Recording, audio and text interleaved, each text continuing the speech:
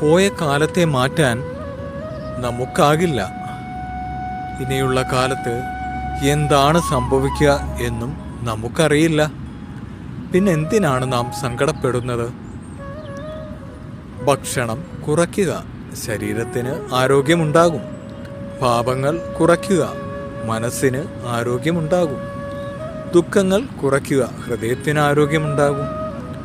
സംസാരം കുറയ്ക്കുക, ജീവിതത്തിന് ആരോഗ്യമുണ്ടാകും. ജീവിതം തന്നെ കുറച്ചേയുള്ളൂ. വിഷമിച്ചും ദുഃഖിച്ചും പിന്നെയും പിന്നെയും ജീവിതത്തെ ചെറുതാക്കി കളയരുത്. മോശമായ നാവ് അതിൻ്റെ ഇരയേക്കാൾ അതിൻ്റെ ഉടമയ്ക്കാണ് കൂടുതൽ പ്രയാസമുണ്ടാക്കുക.